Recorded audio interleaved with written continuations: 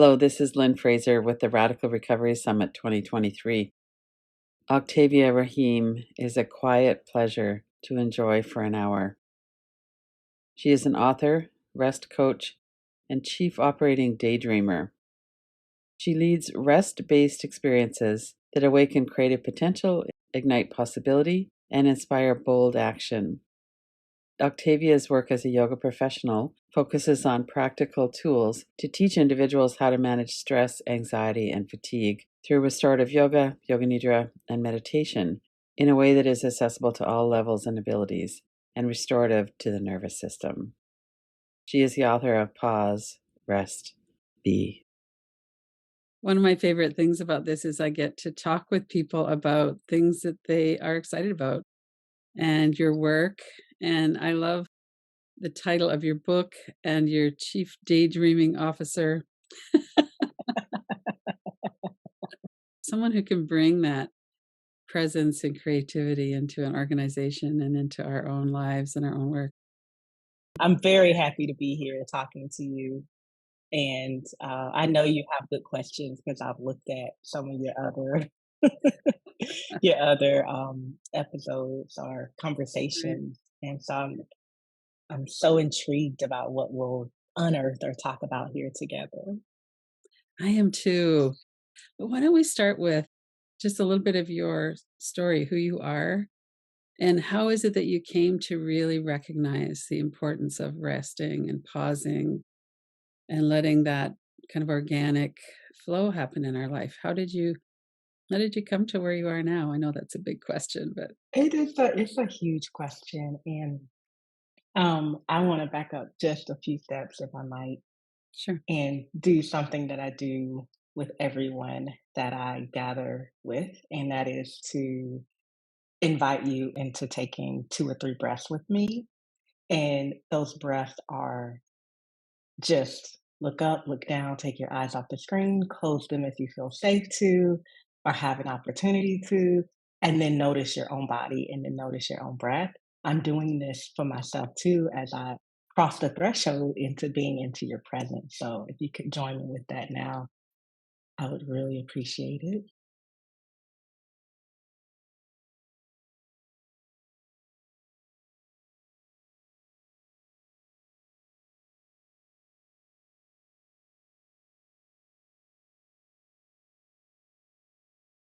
Thank you so much for doing that with me. Mm, And I purposely don't lead it. I don't guide it. Your breath is so intelligent. You know okay. how to connect to it. And so I'll start by sharing that I am Octavia Raheem, the daughter of Millie Rose Miller, who is the daughter of Annie Mae Norman, who is the daughter of Mama Rose, who is the daughter of many, many women whose names I do not know, and yet whose blood runs through my veins and whose living and breathing and loving and being and laboring and creating and resting and not resting deeply informs who I am and what I do. And they were my portals to this. They sit with me in spirit as I join you here. And I learned so much about how to rest and be in this world from those women. So I want to name that. So you asked me, tell me a little bit about, you said, tell me a little bit about your journey. You asked me how I came to be a practitioner of rest, one who organizations call their chief daydreaming officer, which tickles me to no end. I came to this rest actually kicking and screaming, meaning I didn't want to rest. Life told me I had to rest. And, without making a very long story too much longer, I was like so many people. I was sharing with you earlier that I was a public school educator, work that was deeply meaningful, rich, and important to me as a first generation college student. And It was challenging work. It was endless work. I felt like the more I gave, the more I needed to give. It felt like what the work was bottomless. And I think so many people feel like the work is bottomless. And the truth is that it is. And so we have to create a bottom. We have to create a ground. We have to create a boundary or some container so that it doesn't completely consume us. I didn't know that then.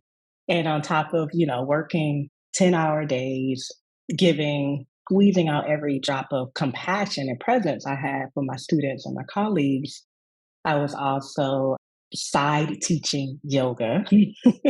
I was also, this is a time period in my life, I was also an avid workouter. I'll just say that. Like, I think I might have had a disordered relationship with movement or workout in that moment. And so my days, Lynn, would be from 4:30 to about 11:30 p.m., 4:30 a.m. to 11:30 p.m. This is like on and on and on. This is wake up, do it all, do all of that, go to sleep, maybe do it all again. How long can anyone do that? Yet so many of us live this way. But all of my doing came to a head in 2012 when I was hospitalized with a condition called rhabdomyolysis, which is rapid muscle breakdown that can poison the body. The kidneys can't flush out the toxins or break down what toxicity is moving through. And the nurse that was taking care of me was like, ultra marathon runners get this. What have you been doing? And this moment of someone saying, you are living your life like an ultra marathon runner, and having my physical body respond so violently to the level of doing and lack of nourishing and lack of resting was, it hit me right in the face. And it was profound because I already was teaching yoga and sometimes meditation, right? And so you'd be like, and it's also when I realized, I was like, ooh, I think I might be using my practices to manipulate and control my body versus be in a relationship with it. So I came to rest, or this profound devotion, reverence, and respect for the pause was conceived and also delivered to me in a hospital bed. Where now, when I reflect on it, I was actually looking at these medical records, a few days ago, and I was like, that was close to the fatal edge than I realized at the time. And so for me, when I say that rest and the pause and having a relationship with slowing down and doing all the inner work that is required to move at the speed of life and trust versus machines or production line. When I say all of that has saved my life, it is quite literal. I'm one for metaphor, I'm one for poetry, but when I talk about this, it's literal. So that's how I came to rest. And how I came to it, the night nurse taking care of me asked me one day, she sat on the bed, which I was alarmed by. I was like, this isn't overstep, right? You just like, please just put the medicine on the tray or whatever, take my pulse. Don't. But she sat down and she ministered to me, I'll say. She ministered not just to my body, she wasn't just administering medicine, she ministered to my mind and my heart and my essence even. And she said, like, what is it? She said, so you're living life like an ultra marathon runner. What are you running from? And I start sobbing because I'm like, who are you? Just be a nurse. Don't do all why you do.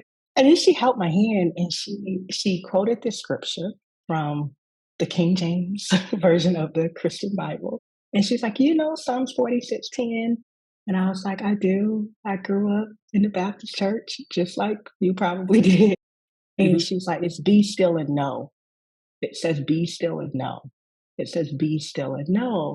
And she invited me into this curiosity around what I might access, what knowing, what wisdom, what possibility I could access in the stillness. And she was an authority to me in that moment, a teacher. And the source that she quoted was a lineaged authority to me because of my background. I had to really sit with that. And she looked around the room. She said, I see, because I had my oils in there. Someone had brought me my yoga books. I had on my yoga teacher costume, so to speak. I was like, I don't even know why I'm in here. I'm so mindful. And so she looked around and she said, see your little stuff in here, but are you really living this practice? And it was in the least judgmental way. It was like, she just was like, what's happening here? There's clearly a disconnection between what's available to you through the practices and how you are living or embodying them. So there's more to that story. But in that moment, I was in a physical breakdown. This Mhm. nurse came in and held me. I was having many layers of breakdown that ultimately opened a portal into this breakthrough. And I think it was in a hospital bed that I watched. I can't even remember it now. Some documentary on like more stillness and more ease and more rest. And I was like, I have no idea how I could ever live that or really practice it or lead with that. But I know that I can't keep doing what I'm doing. And so I better figure out how. So, that's part of it. If I leave that portal called the hospital, it wasn't an overnight process, right? Because what I knew was to step right back into the frenetic rhythm. But my body was like, no, you can't do that. Instead of my power practice as a practitioner, I had to start practicing yin yoga, restorative yoga. I already knew those practices, but I was just like, whatever. Who wants to do yoga nidra? Why are we laying on the floor for so long? And ultimately, those practices started to feel like my home base. And I was still teaching, not just school, but yoga. And I really slowly, incrementally started, if my class were an hour and I normally only had 3 minutes of stillness, I inched it up to 5, then 6, then 7. And part of that was realizing that I had to build my own, had to build my own capacity to be still, to be in the still place. You have to build capacity to rest. And so going from I'm moving 1,000 miles an hour to zero is incredibly jarring and upsetting to a system, right? And so that's how I came to rest, kicking and screaming, and with a lot of grace ultimately. I could have not come. Yeah. So your muscles were literally breaking down. Yes, my muscles were literally breaking down, quite literally. And I just recently had a friend who had the same condition, and they're like, I've never heard of this. And so it made me go look at my medical reports because I was like, well, tell me your CPK number, which is, I don't know what it stands for, but it's what they're measuring to determine how bad your condition is. And the Mhm. person told me a number, and they were like, the doctor was like, I'm in pretty bad shape. I need to stay, blah, blah. And their number was 30,000 less than mine was. Oh, I think 10, 11 years ago when this happened to me, I wasn't able to fully process this is serious, but serious enough that I was like, I can't go back to that life. So my frenetic, chaotic, overly defining my identity and self with what I can produce or do, that life ended for me abruptly, right? It ended. I was ushered into this liminal space, this place of like, well, what am I now? Who am I now? And also at the same time, delivered into a beginning called You Need to Rest. Right. Wow. There's a couple things I wanted to follow up on. One is in our culture, we tend to think about when we're busy, we're running to something.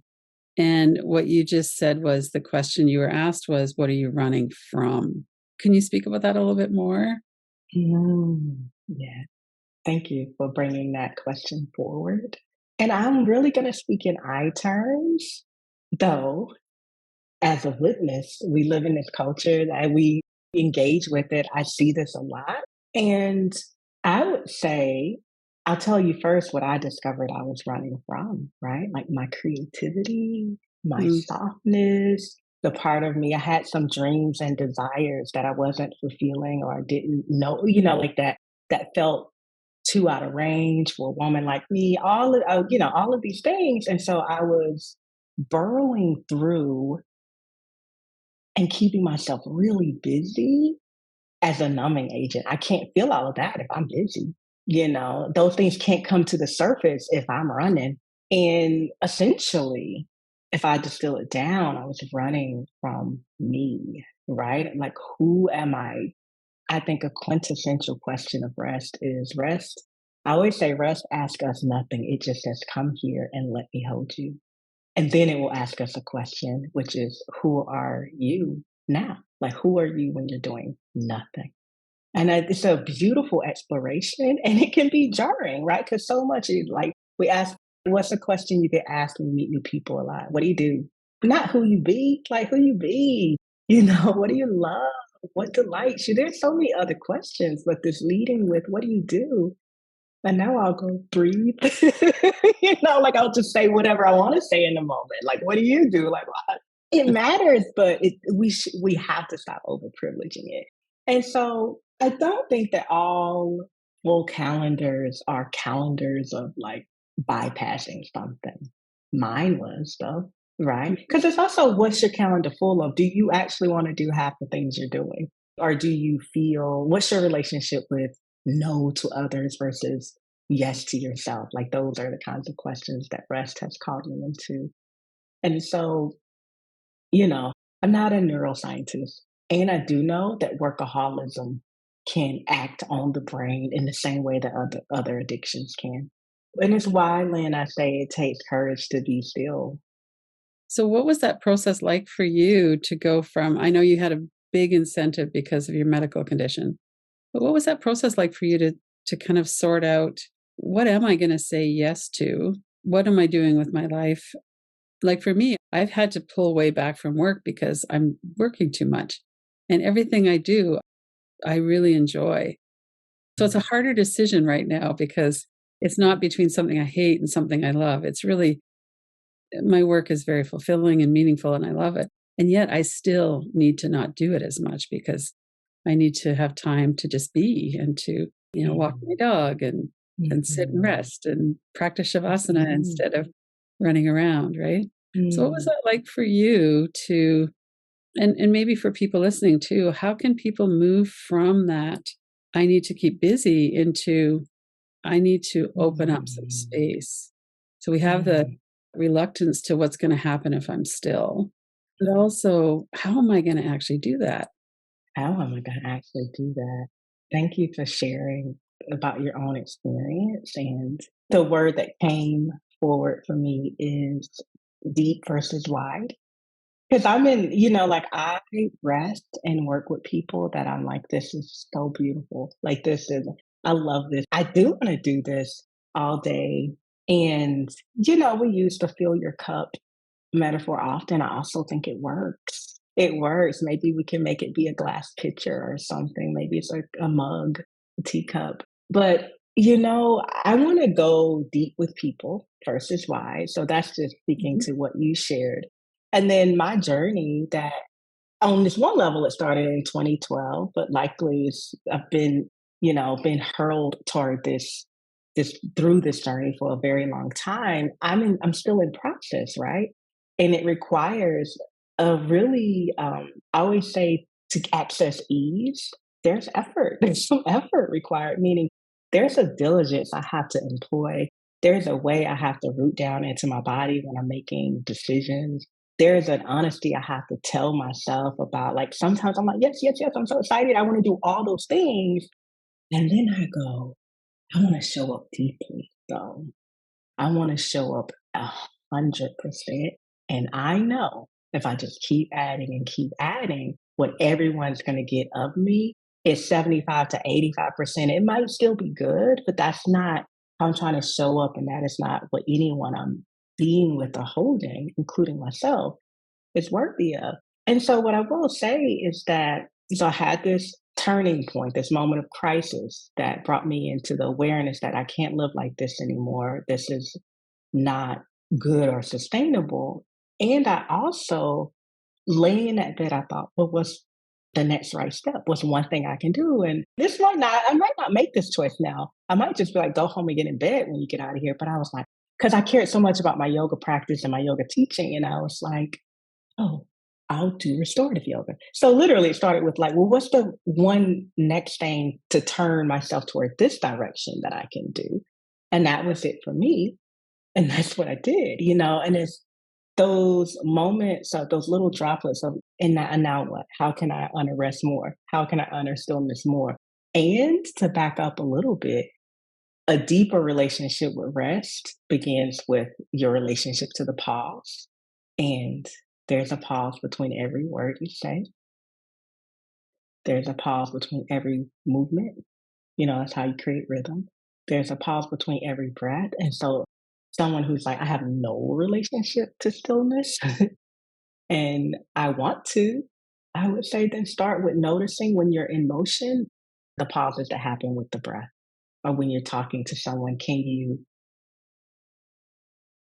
let there be more space between each word, right? That's the simplest distilled practice for me, right? It's like first, but then let's get into relationship with the pause. Do that as many Mhm. times a day as you remember. And then sit and drink your tea or your coffee and only do that one thing at a time. Because most of us, what are we doing? Like drinking the thing, looking at this thing, petting the dog, telling our partner, all of these things are happening and nothing has actually any attention. We don't even know what the thing we swallowed tastes like. We just know we got some liquid in, right? And so on this one level, it's like that level of practicality for me too is starting to notice. And then every time I'm not noticing, that's the practice too, because the moment I go, oh, no, I'm doing 1,000 things at one time. The moment I notice is the moment I can make a different choice as well, right? So start with your noticing where natural pauses exist, extending the natural pauses when you need to, because sometimes we do need those extensions and we don't give them to ourselves, right? Like listening to or viewing this, it's going to end at some point. And there's going to be a natural pause between ending this and starting the next thing. You could choose to extend that and just sit and reflect quietly. Or you could go, oh, done, close the computer, turn my phone off, or open up the next screen and do the next thing.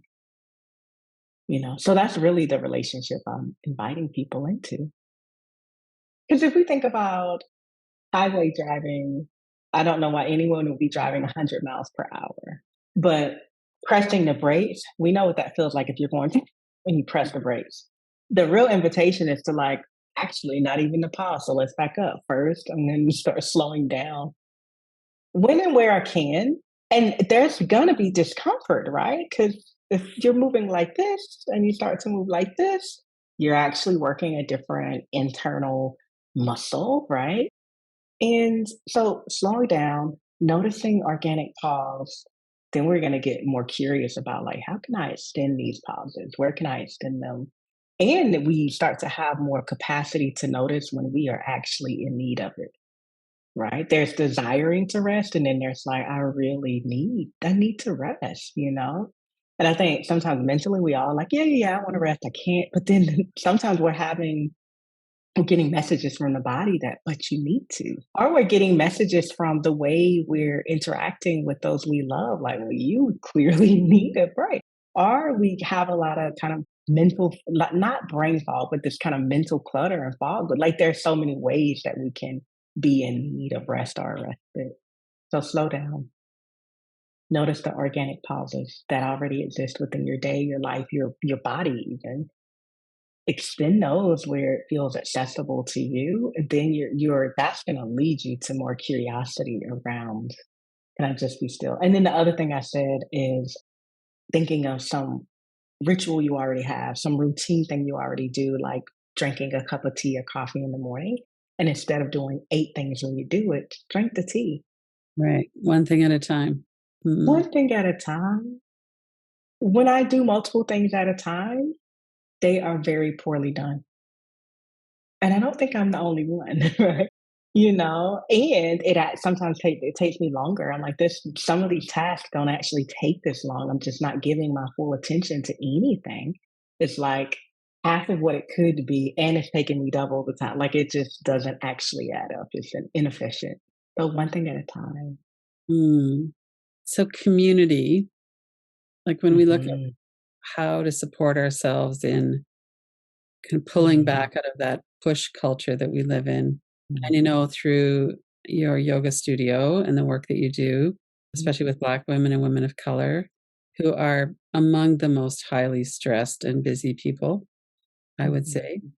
What is it like for people to be able to come into community? And what is it?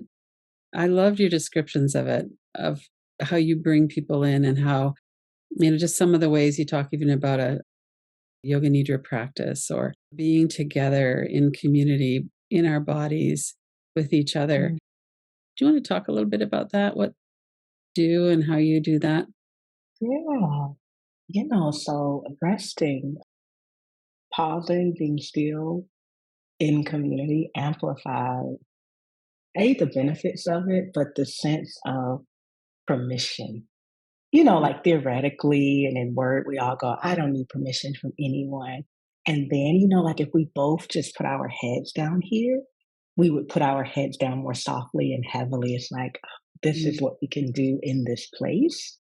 And I also know there's a tremendous amount of a sense of safety required to be still with people, to rest with people. So it's never lost upon me that folks will rest in my presence, that folks will rest in your presence. When I work a lot with women, women rest in each other's presence. And I'm like, it's profound to me. And so when I owned a brick and mortar studio and I had this Friday class that routinely sold out, and all we did was get a whole bunch of blankets, pillows, and bolsters and lay down on the floor, right? And I'd look around at the room, and there'd be mostly women, mostly Black, Brown, Indigenous women, queer folks, fairy bodied folks. And I started crying one day because I was like, we have lived experiences of like, it is not safe. We do not close our eyes in public. We do not sit not facing the door, right? And there are 20, 25 of us here who are sleeping, right? And I would like to say, like, oh, I created this container of safety. And yes, there are ways and things, and presence and how you engage people from the very beginning of an experience that signifies that they can be courageous in your presence and do things like rest. But also, like, where community gathers with the intention and purpose to do a thing, the power of that thing and how the grace of doing that practice descends is very different. And so my primary offering right now is a program called Devoted to Rest.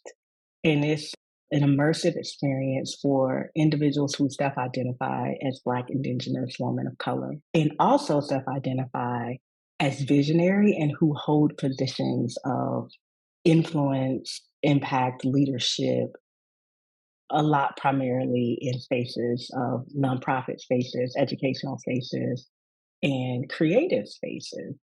And it's the ultimate honor to, I'm like, how are we doing it? Right? Bringing folks together who don't often have permission to rest and who are deciding to claim that permission to rest for themselves. It's really powerful. That's all I can say about it. It's really powerful for me.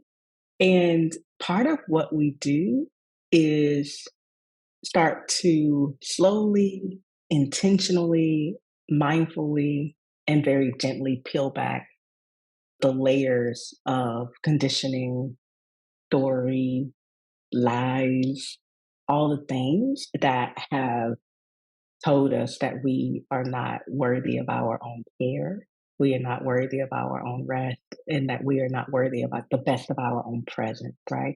And some of the process of doing that is mindful conversations like we're having here, is introducing ourselves not through what we do, but through the lineage we come from. Kind of like what I told you, here are the women who I rest with in honor of, and who when I lay my body down, they rest too. I really understand this. I really feel that, you know. So mindful conversations, connecting in new ways that don't necessarily identify or center the work we do and the positions we hold or what we will do. And then the practices that anchor my programming are restorative yoga, yoga nidra, meditation, naps, doing nothing, one thing at a time. Those are real practices, right? So that's some of that work, Glenn. Yeah, some of that rest. And my sense is that we all really long for that. And it's difficult. It is difficult. And, you know, one person slowing down. resting, turning on their out of office, someone goes, "Oh, maybe I can do that too." Right?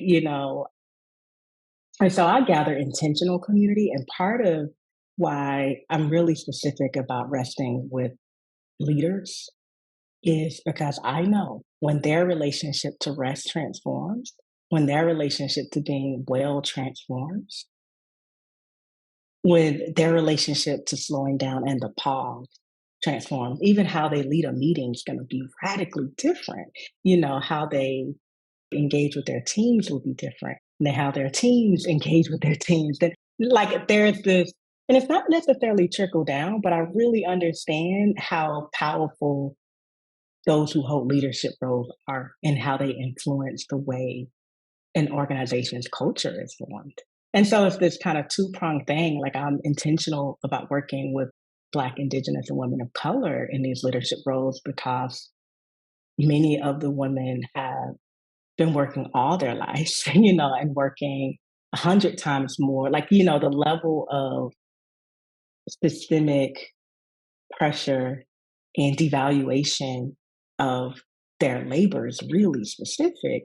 And I'm like, when they really start to trust rest in their bodies and reconnect to a sense of worth rooted in the essence of just who they are, like that not that it's always already missing from the leadership, but when the practice gets in a body and then they go back to wherever they're going back to, they lead differently, They right? do. And so I also think, Lynn, that the most powerful person in any room is the most well rested one. I don't really, and it just also just has to do with the most regulated person in the room, and rest is a regulation tool, right? We all know what it feels like when we are unrested, but also haven't slept, haven't drank enough water, haven't tended to our very basic needs, which sleep is one. And I'm not always talking about sleep when I'm talking about rest. Mm. I'm also, when I talk about rest, I'm talking about refuge, restoration, respite. You can be awake in rest, right? You can be in this, we can have a restful conversation here. It's also an ethos, right? It's a how we do what we do.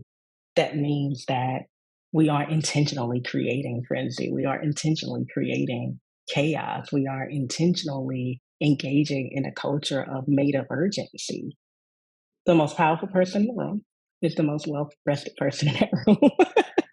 And I endeavor to be a part of creating rooms that have more than one well rested person in it, more than one well rested leader in it.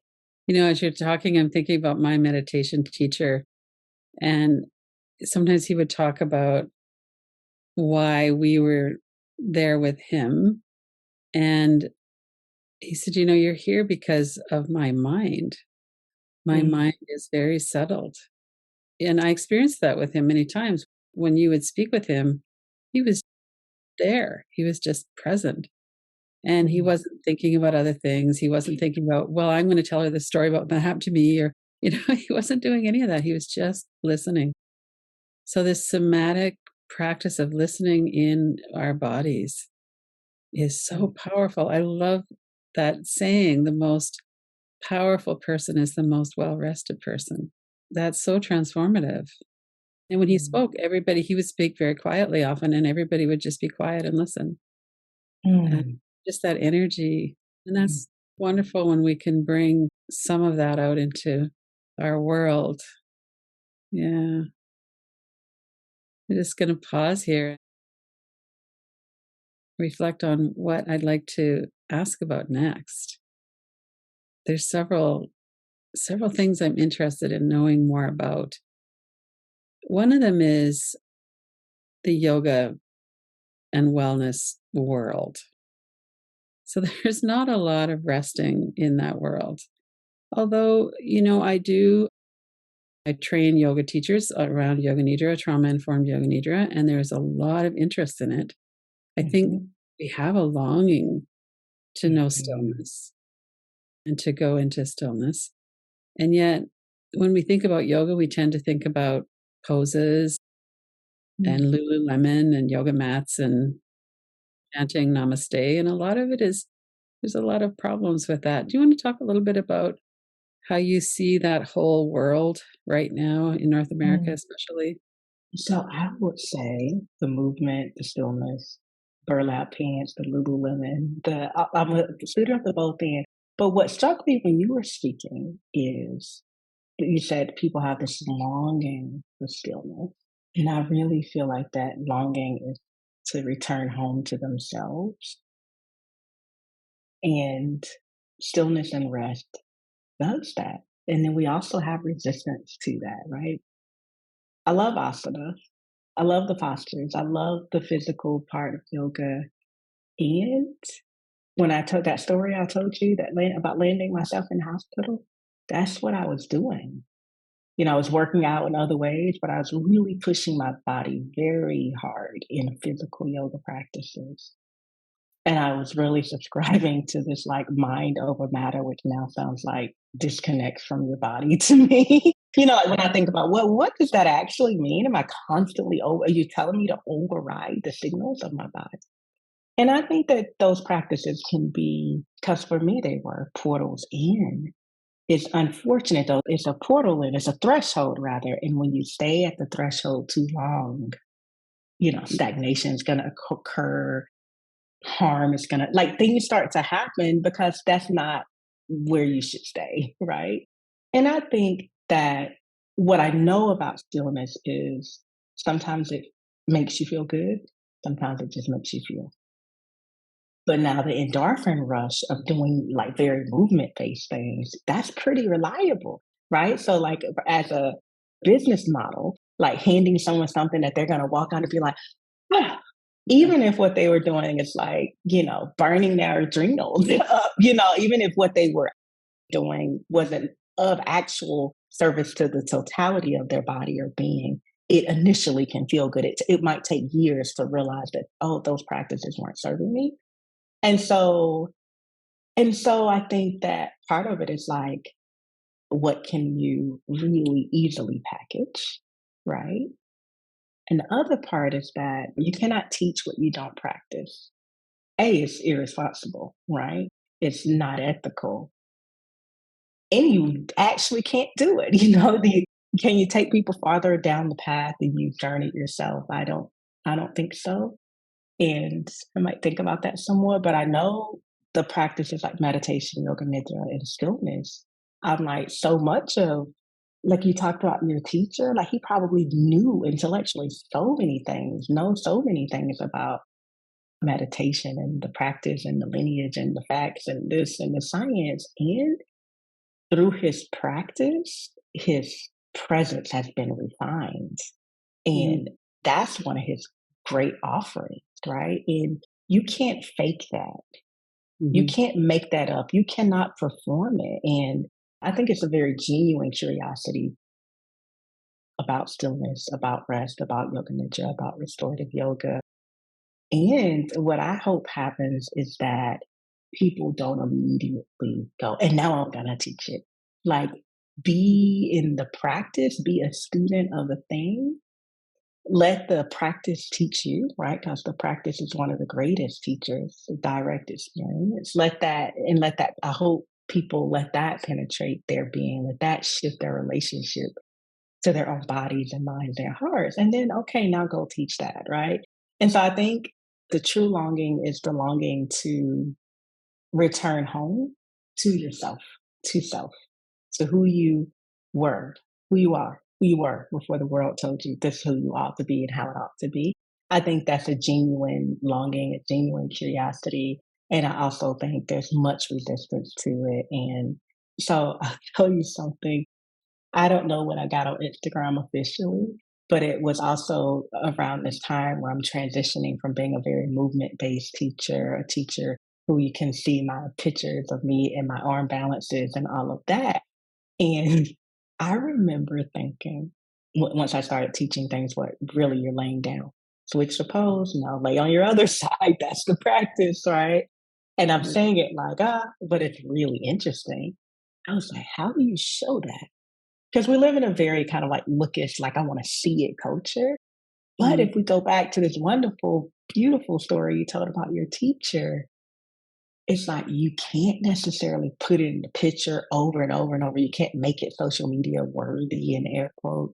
And though you can feel it, but I just remember that moment of my own transition of being like, well, how do I show yoga? The yoga I'm teaching, it looks like we're just sitting, but there is this entire disruptive process, refining process, cleansing, healing process going on the inside as we're sitting down. And so I have compassion for the teachers who I see a lot of teachers in that in between state where they're starting to get curious about this idea more than just the idea of yoga being to yoke, the true union of it. And that includes stillness and movement. That includes befriending your body, not manipulating, controlling it, hyper focusing on how to exactly align it based on someone else's alignment system, not your own.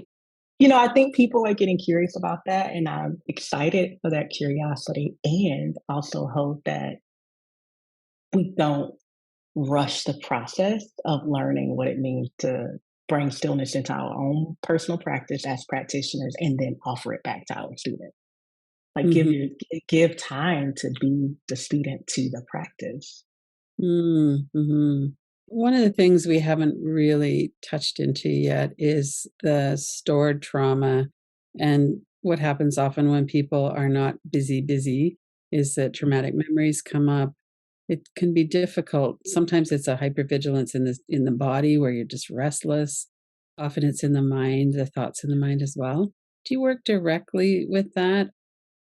I know you do the pause, the resting, the stillness, which is very healing. Do you also Uh-huh. work directly with the trauma that's in people's bodies? You know, I don't.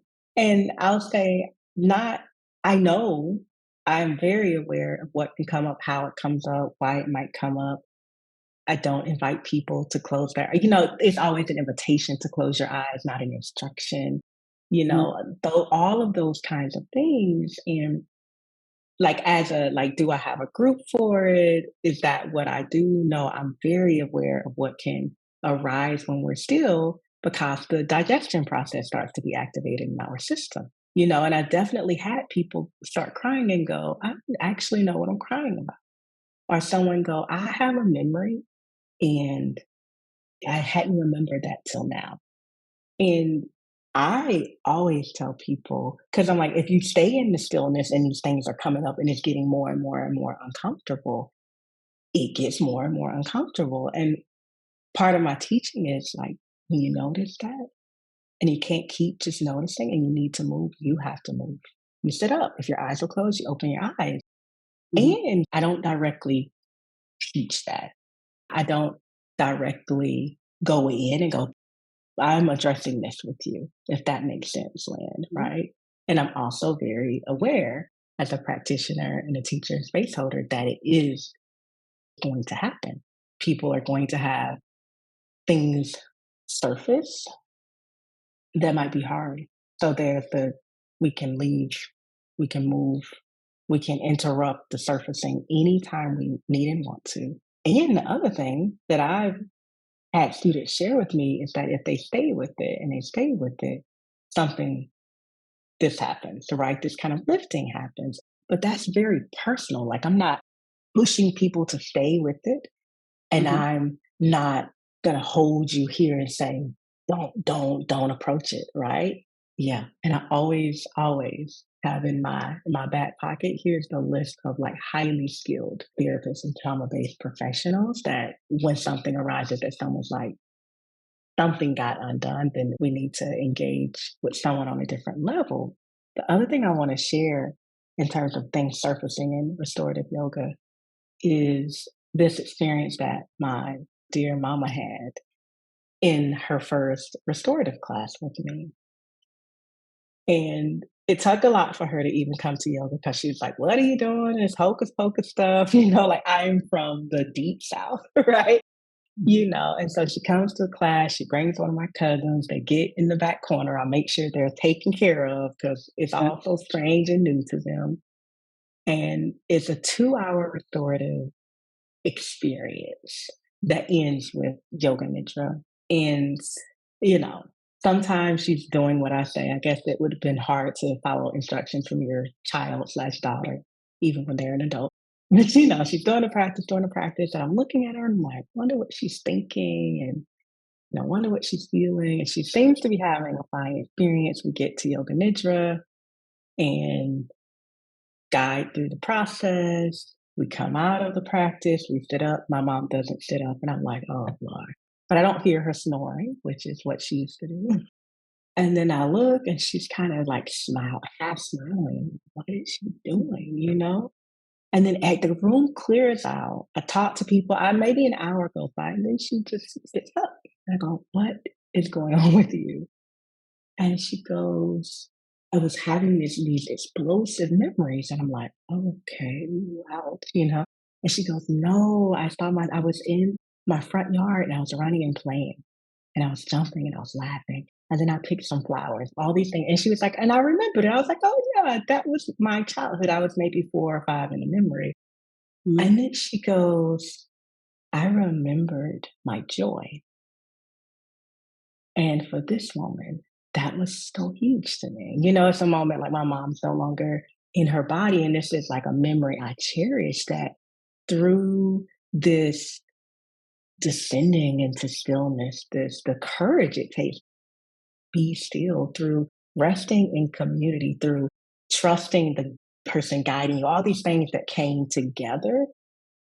This, elder Black woman who had a very hard life and would sometimes be like, I don't know what joy is. She said, I remember my joy. And then he literally goes, I got it. I know why you do this. I'm telling everybody. Right? She was a convert, right? And so that's again this both and. We as practitioners, this, you teach meditation. It's like, I don't know what's going to arise for people, and I don't know the nature of what's going to arise, but I know we'll hold it as gently as possible. And when we meet our capacity for stillness, we will move, right? And Mhm. sometimes our capacity, we are surprised, right? So any manner of things can surface. And that was a powerful moment for me because I had experiences where people would have other things rise up. But in the population and communities that I teach, who are really have some kind of collective traumas we carry, I get over and over people who remember something that they're like, this feels like it's restoring me to my wholeness. And it's like, Lynn, I don't exactly know the science behind that, but I go, if just laying your body down and being wrapped up and someone saying we can rest here as long as you need to can make someone wake up and say, I remembered my joy. I'm like, that's it. That's what I want to be a part of doing. That's what That's I am a part of doing. oh, what a beautiful, beautiful experience to share with us, Octavia. Wow. Mhm. So anything can rise, right? And she didn't share it, but likely there were layers that she moved through. There probably was some discomfort, but in the end, what she remembered was that she had had a joyful childhood and that Mhm. that part of her was still there and could be awake and thrive. Mhm. Mhm. No, that's beautiful. I'm OctaviaRaheem.com. I'm Octavia Raheem on all the socials. You can also find me at pauseresb.com. Thank you for watching the Radical Recovery Summit 2023. To watch more of the interviews and the clips, and to share with your friends, please go to radicalrecoverysummit.com.